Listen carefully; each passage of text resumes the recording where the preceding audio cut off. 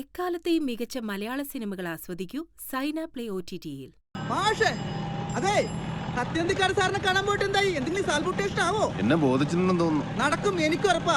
മാഷൊരു cinema നടനായിട്ട് വേണം എനിക്കൊരു Benz കാറിൽ കയറാൻ. ഈ സ്കൂട്ടർ ഒന്ന് മാറാൻ പറഞ്ഞിട്ട് എന്നെ കുറച്ചു നാളായി. അതൊക്കെ മാറാനേ. കാറിന്റെ കാര്യമൊക്കെ അവിടെ നിൽക്കട്ടെ. നീ ആ ഗേറ്റിൽ കെട്ടാനുള്ള ബാനർ വാങ്ങിയോ? ഞാനിത് എപ്പോഴേ മറന്നുപോയി. ഞാൻ വരുമ്പോഴേക്കും ബാനർ കണ്ടില്ലെങ്കിലാ. ഏറ്റവും എപ്പ കെട്ടിന്ന് വെച്ചേ ഇപ്പൊ സാൽബുട്ടേഷൻ ആയി തരാം.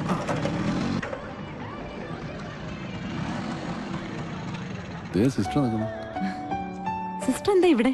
പെട്ടെന്നെങ്ങാനും കർത്താവിന്റെ വിളി വന്നാ മരിപ്പിന്റെ കാർഡടിക്കാനും കോൺവെന്റിൽ ചില്ലിട്ട് വെക്കാനും ഒരു ഫോട്ടോ വേണ്ടേ? അതൊന്നും പേടിക്കണ്ട. ഇപ്പോഴെങ്ങും തമ്പുരാൻ സിസ്റ്ററുടെ രജിസ്റ്റർ എടുക്കത്തില്ല. അതൊക്കെ ദൈവത്തിന്റെ കയ്യിലല്ലേ മോഹന. നിന്റെ അച്ഛന്റെ കാര്യം മതിയല്ലോ. മരിക്കുമ്പം എന്തെങ്കിലും അസുഖം ഉണ്ടായിരുന്നോ രാഘവ മാസ്റ്ററിന്? ഉണ്ണിക്കുട്ടോ, നീ അച്ഛനോട് സ്കൂളിൽ പോകണോ? ഇന്ന് എന്താ സ്കൂളിൽ പരിപാടി?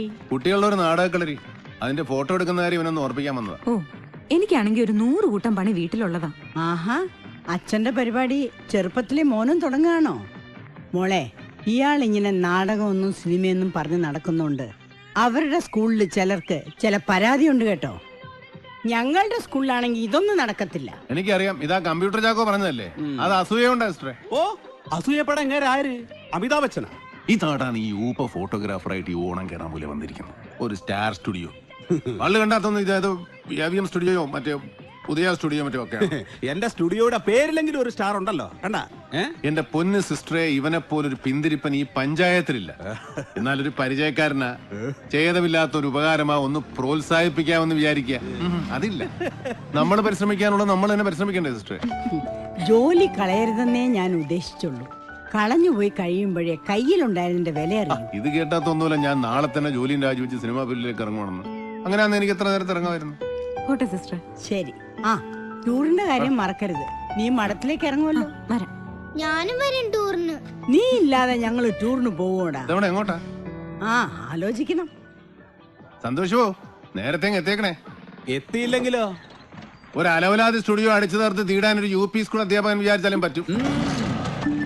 എന്നെ കണ്ടാലേ സിസ്റ്റർ എന്തെങ്കിലും കുറ്റം പറയാം. പറഞ്ഞത് പിന്നെ കാര്യമില്ലേ? നിനക്കല്ലേലും അങ്ങോട്ടാണല്ലോ സൈഡ് വരും. പിന്നെ വളർത്തി വലുതാക്കിയ ആൾക്കാരോട് ഒരു ഇത്തിരി കടപ്പാടൊക്കെ വേണ്ടേ? വളർത്തി വലുതാക്കിയ വേറെ ഒരുപാട് സിസ്റ്റർമാരുണ്ടല്ലോ അവിടെ. അവർക്കാർക്കും ഇല്ലല്ലോ എന്നോട് ക്രിമേടി. അത് സിസ്റ്റർക്ക് എന്നോട് കുറച്ച് കൂടുതൽ സ്നേഹം ഉള്ളതുകൊണ്ടാ. ഞാൻ പ്രേമിച്ച് നടന്ന കാലം മുതലേ ആ സിസ്റ്റർ ആയിരുന്നു എനിക്ക് ഏറ്റവും വലിയ ഭാരം. ഞാനില്ലായിരുന്നെങ്കിൽ അവർ നിന്നെയും കൂടെ ഒരു സിസ്റ്റർ ആക്കിയാലേ.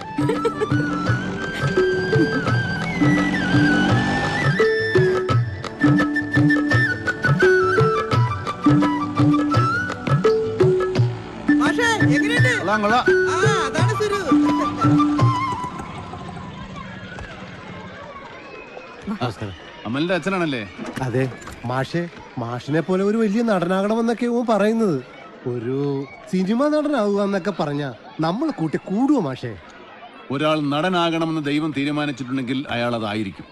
നടന്മാര് 2 കമ്പ്യൂട്ടർ കൂടി വാങ്ങാൻ പറയാൻ തുടങ്ങിയിട്ട് നാള് കുറയായി. അഭിനയക്കളരി, തേങ്ങാക്കൊല. എന്താ മാഷേ രാവിലെ തന്നെ തേങ്ങാടൻ കൊലയുടെ കാര്യം പറഞ്ഞേ? അല്ല, കല പുഴുങ്ങിത്തുന്ന വയറ് നിറയില്ല എന്ന് പറയായിരുന്നു. എന്താ മാഷ് 3-4 കമ്പ്യൂട്ടർ പുഴുങ്ങി തന്നെ വയറ് നിറയട്ടെ? മാഷേ, ഈ അവധിക്ക് പോലും ഞങ്ങള് വീട്ടിലിരുത്താത്തത് കഷ്ടമാണ് കേട്ടോ. വിഷുവിന് പോലും വീട്ടിലിരിക്കാത്ത ആളോട് തന്നെ വേണം ടീച്ചർ ഇത് പറയാൻ. അത് പിന്നെ ഈ ഓണത്തിനും വിഷുവിനും ഒക്കെ അല്ലേ സംവിധായകർ വീട്ടിൽ കാണത്തുള്ളൂ. അപ്പൊ ചെന്നാലല്ലേ അവരെ കാണാൻ പറ്റൂ. എന്നാലും പിള്ളേർ കൂടി ഈ അഭിനയഭ്രാന്ത് പിടിപ്പിക്കണോ മാഷേ? ചേട്ടാ, പഠിക്കാൻ മോശമായ ഒരുത്തിന് IAS കാരനാണോന്ന് പറഞ്ഞാൽ അവനെ എല്ലാരും സപ്പോർട്ട് ചെയ്യും. അഭിനയിക്കാൻ അറിയാവുന്ന ഒരുത്തിന് സിനിമാ നടനാണോ എന്ന് പറഞ്ഞാൽ മാത്രം എന്താ ഇത്ര വലിയ പ്രശ്നം? എനിക്ക് ട്രഷറി വരെ ഒന്ന് പോണം. ഓട്ടെ, ഇവിടെ എന്താ പ്രശ്നം? ഇവിടെ കമ്പ്യൂട്ടറാണോ വലുത് കലയാണോ വലുതെന്നുള്ളതാണ് പ്രശ്നം. നമുക്ക് കലയും വേണം, കമ്പ്യൂട്ടറും വേണം.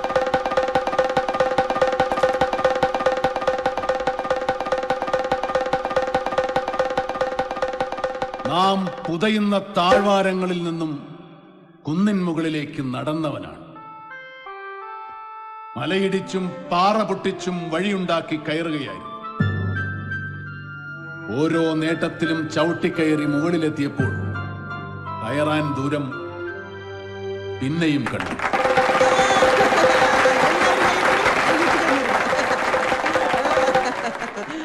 അടിപൊളി.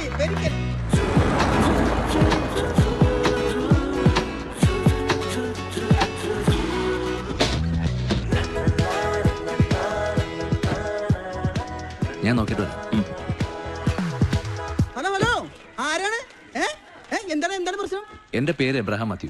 ഹെഡ് മാസ്റ്റർ ഇല്ലേ? ഞാൻ സുരേന്ദ്രൻ. ഹെഡ് മാസ്റ്റർ ഇല്ലാത്തപ്പോൾ ഇവിടുത്തെ കാര്യങ്ങളൊക്കെ നോക്കുന്നത് ഞാനാ. ഹെഡ് മാസ്റ്റർ എപ്പോ വരും? നിങ്ങൾ കാര്യം എന്താണെന്ന് വെച്ചാ പറയുന്നേ. ഒരു സിനിമയുടെ ഷൂട്ടിംഗ് ആവശ്യത്തിനായിരുന്നു. ഞാൻ പ്രൊഡക്ഷൻ കൺട്രോളറാ. സിനിമ? എന്ത് സിനിമ? ഏത് സിനിമ? ആരുടെ സിനിമ? ശ്രീകുമാർ സാറിന്റെ പുതിയ പടത്തിന് വേണ്ടിട്ടാ. നമ്മുടെ സംവിധാനം ശ്രീകുമാർ സാറിന്റെ? അതെ. ഹാഫ് ഡേ സ്കൂളിന്റെ എക്സ്റ്റീരിയർ ഷൂട്ടിങ്ങിന് ഇട്ടേ കൊള്ളായിരുന്നു. സ്കൂളിലെ എന്തോന്ന് എക്സ്റ്റീരിയർ?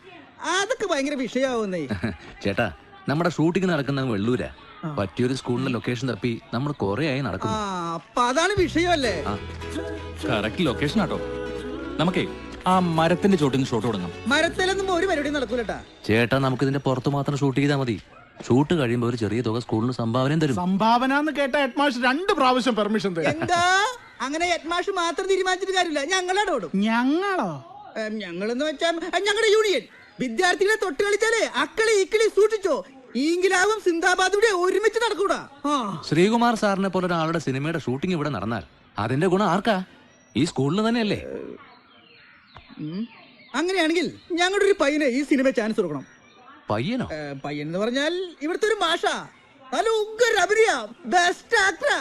അതൊക്കെ നമുക്ക് കൈകാര്യം ചെയ്യാവുന്നല്ലേ ഉള്ളൂ. എന്നാ ഓക്കേക്കാ. വൈകണ്ട, ഹെഡ് മാസ്റ്റർ കാണാം. വാ വാ വാ. വാ.